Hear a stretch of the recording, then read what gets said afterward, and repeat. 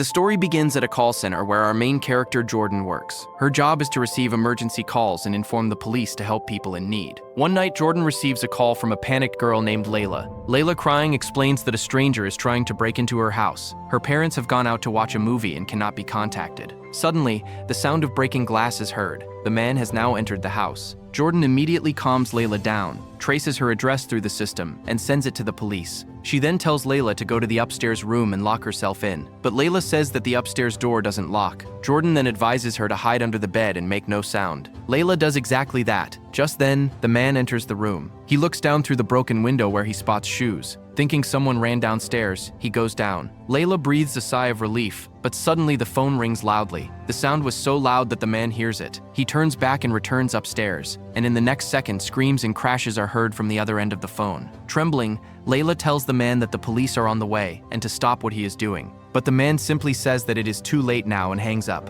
In shock, Jordan stands up from her chair, her breathing heavy. Her supervisor scolds her for calling back, which revealed the girl's location. Jordan says she just wanted to help but made a mistake that ruined everything. The next morning, the news reports that Layla has been murdered, her body recovered from behind the house. Hearing this breaks Jordan. 6 months later, Jordan is transferred to another department. Now she teaches new trainees how to handle calls and calm panicked people. One day, she gives her trainees a chance to handle a real call. Just then, a new girl receives a call. "Help me. Someone has kidnapped me." This call was from a foreign girl named Casey, whom a ruthless kidnapper had locked in the trunk of a car. She repeatedly screams that he will kill her. The trainee girl immediately tries to trace her location, but it turns out Casey called from a disposable phone, making a trace almost impossible. She tells her that it will take some time to find her but to stay calm. The new trainee operator panics and doesn't know what to say. Jordan immediately takes control of the call. She asks Casey for all the details, the car's color, sounds, and how the road feels, so the police can find the location. Then Jordan tells her to try and break the trunk's inner light, or some part of it, so outsiders can see something. As soon as Casey kicks the light, a red light flashes, and a guy passing by in a car gets suspicious. He immediately calls the police and notes down the license plate number. But when the car is traced through the system, it turns out the vehicle is registered under an old lady's name, meaning the car is stolen. Meanwhile, the thug, whom we will call Marco, notices this, angrily turns the car, and takes another road. Jordan now asks Casey if she can see anything around. Any signboard, building, anything. But she says there isn't much visible outside. Then Jordan asks what is kept in the trunk. Casey says a bucket of paint, a brush, some tools, and a bottle of bleach. Jordan is shocked to hear this, and when Casey says she also sees a shovel, she gets terrified, thinking he might bury her alive. Jordan immediately calms her down.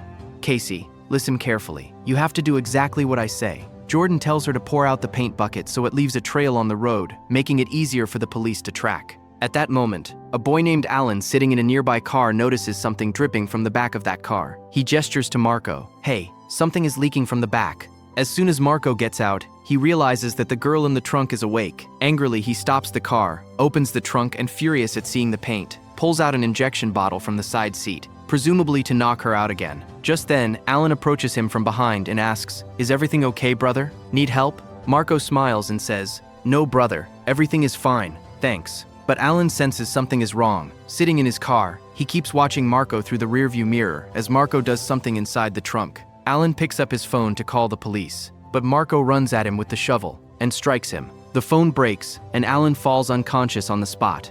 A short while later, the police arrive at the location where the call was traced, but there is only a parked car with no one in sight. Meanwhile, Marco has changed cars again, this time using a black vehicle. A trembling Casey tells Jordan that there is now another man with her who is lying in the back trunk. Just then, Alan's faint groan is heard from behind.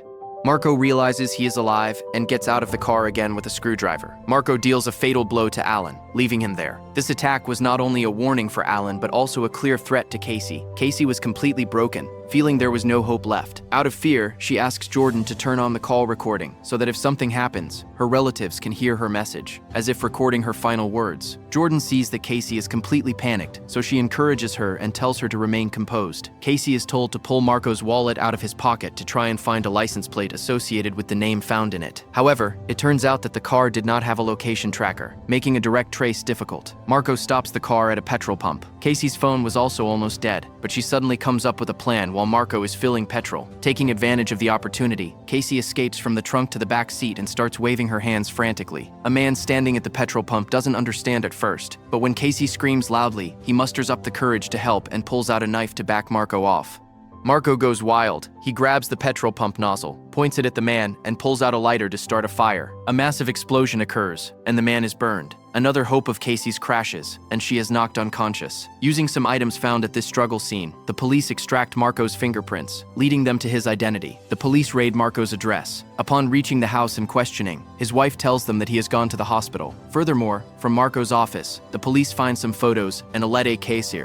The photos show a blonde girl who looks exactly like Casey, and the letter reads, "Sister, you never went away from me. I never lost you." Seeing all this, it was clear that Marco and that girl had some past relationship, perhaps a dark family bond or a tragic old story. Meanwhile, Marco stops another car outside a small house. He pulls Casey out of the trunk and finds that her phone is still connected to the call. Listening to the phone, Jordan warns, "The police have identified you. They have reached your house. Surrender now or the consequences will be horrific for you." Marco simply sneers. It is too late, and the phone disconnects. At this moment, Jordan courageously suggests that the half-year-old kidnapping case and this second case are both connected to the same person. She immediately relays this information to the police so the officers can understand this connection and proceed with caution. As night falls, the police reach that small house, but no one is inside. The place is deserted. Jordan feels that despite every possible effort, something has been missed. Her supervisor calms her down, telling her to go home and rest and that the police will handle the rest. The camera cuts, and the next scene goes straight to Marco's shocking truth. Marco ties the girl to a chair and, touching her hair, gives a crazy smile, as if he has an obsession with hair. Terrified, the girl screams. Just then, seizing the opportunity, she pulls a self-defense spray from her bag and sprays it directly into Marco's eyes. Marco writhes in pain, and Casey runs outside. She enters a room, but as soon as she goes inside, the color drains from her face. There was something in the room that left her stunned.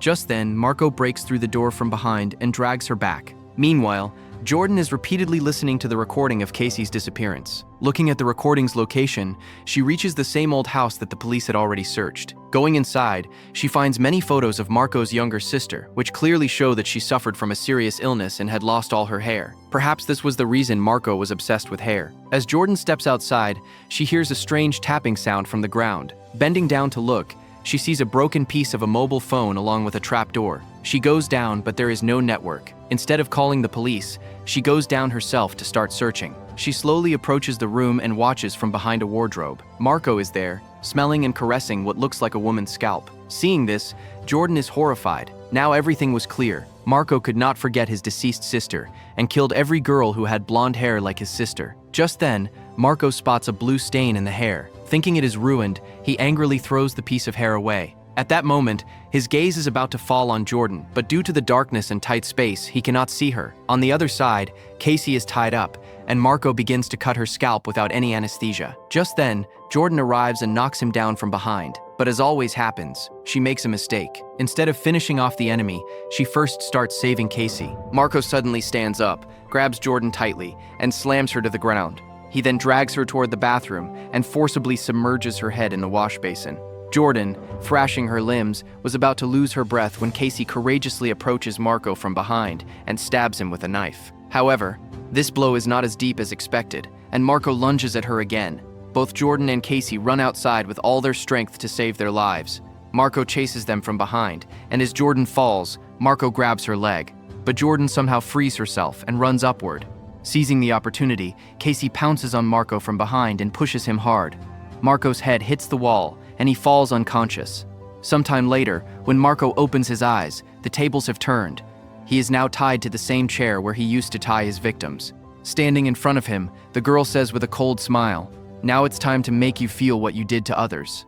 Fear is clearly visible in Marco's eyes. Casey steps forward and says, "I will leave you right where all your sins started." And then Casey and Jordan walk out of there, leaving behind the house that has now itself become a horrific memory.